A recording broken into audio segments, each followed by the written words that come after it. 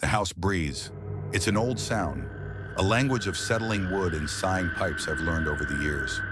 Out here, where the nearest neighbor is a quarter-mile of gravel road away, the silence has a physical weight. It isn't just an absence of noise, it's a presence of quiet. I always found it peaceful, my own little fortress against the world. Tonight, though, the air is still and heavy, thick with the smell of a rainstorm that just won't break. The only light is the soft glow from my reading lamp, a small circle of warmth in the vast, dark living room. On the mantelpiece, the old grandfather clock just keeps doing its thing, the long pendulum swinging back and forth.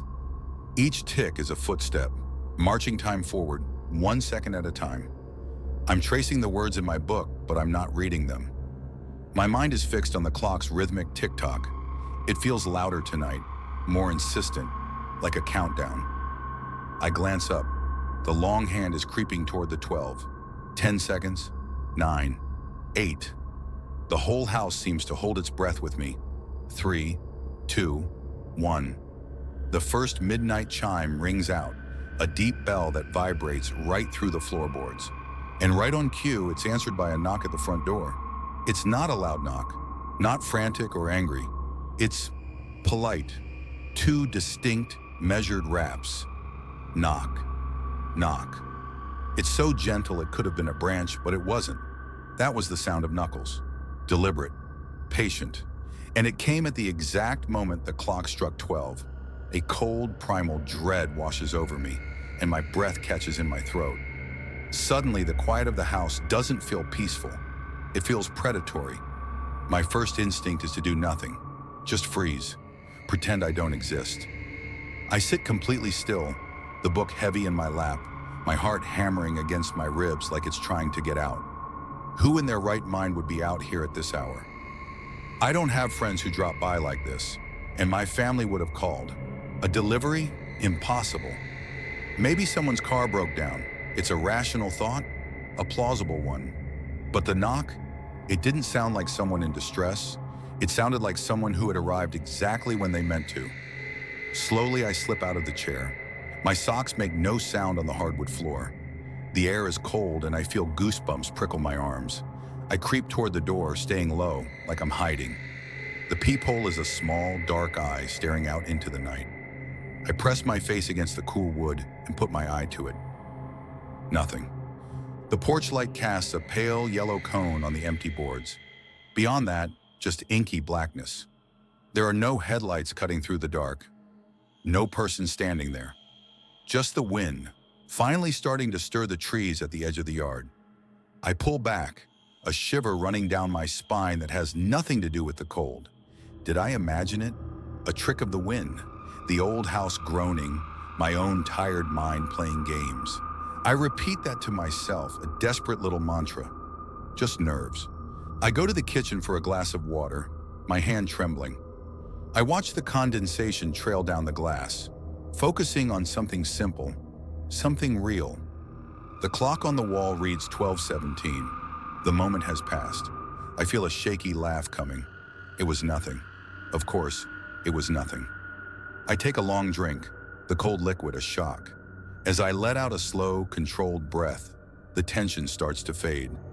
Knock, knock. The glass slips from my hand and shatters across the tile. I don't even flinch. I just stand there frozen, staring at the mess. The knock was identical, that same patient, polite rhythm. But this time, it was different. It didn't sound like it came from the other side of the door. It sounded like it was coming from the door itself. The sound resonated from the very grain of the wood. It felt closer.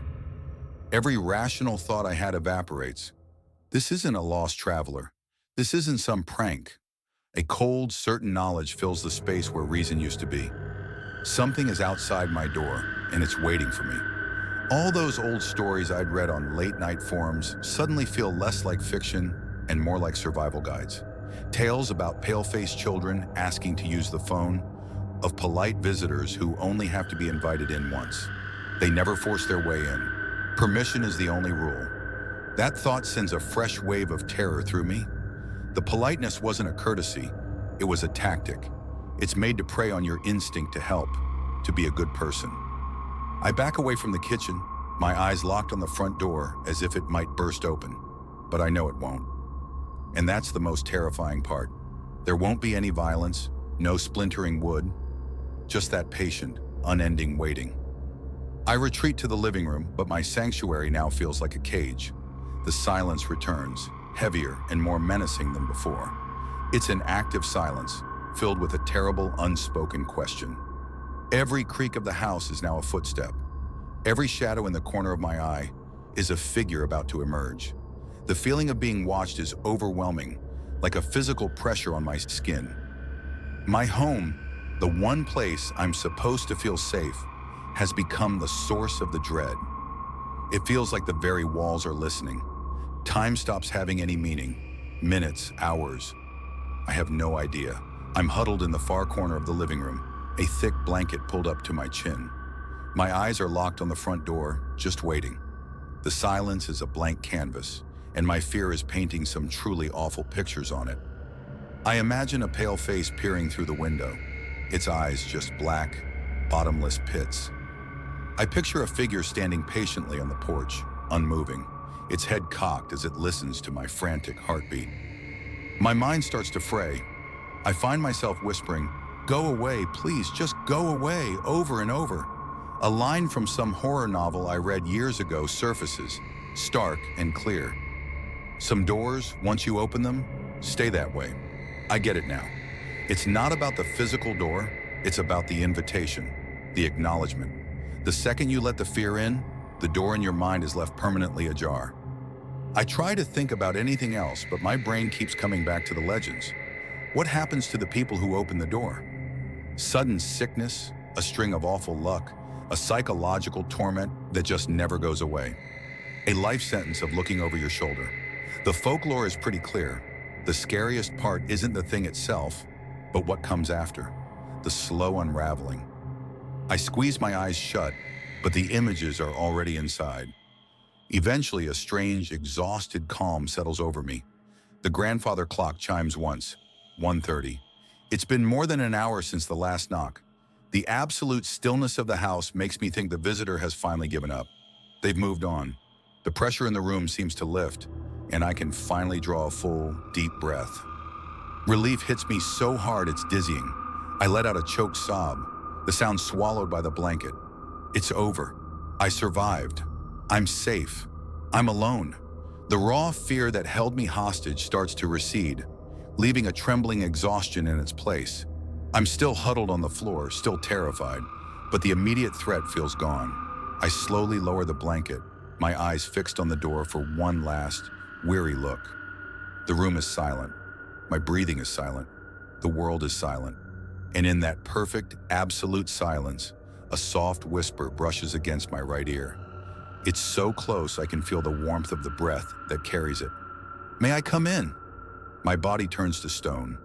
Every muscle, every nerve, every cell just locks in place. I can't scream. I can't breathe. I can't even move. The voice wasn't a man's or a woman's. It was just calm, a monotone that was so much more terrifying than any scream. It was polite, and it was inside the room with me. It was never about the door. That was a formality, a game. The knocking, the waiting. It was all a show to keep my attention fixed on one spot while it was already here. It had been here the whole time. In the shadows I kept seeing from the corner of my eye, in the cold spots that drifted through the room, in the oppressive weight of the silence. It didn't need me to open the door to get inside my house. It just needed me to acknowledge it, to fear it. My terror was the only invitation it ever needed. I feel a presence behind me, a stillness that's more profound than any movement. I know with a certainty that freezes my bones that if I turn around, I'll see it.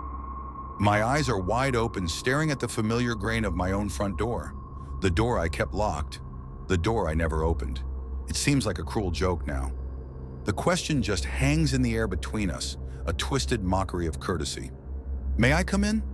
As if it needs my permission now, as if it isn't already here, in my home, in my head. I think of all the stories, all the warnings that you must never let them in. But they never tell you what happens when you find out they were never outside to begin with. That whisper wasn't a request, it was an announcement. I'm no longer alone in my house, and I have a chilling feeling I will never be alone again.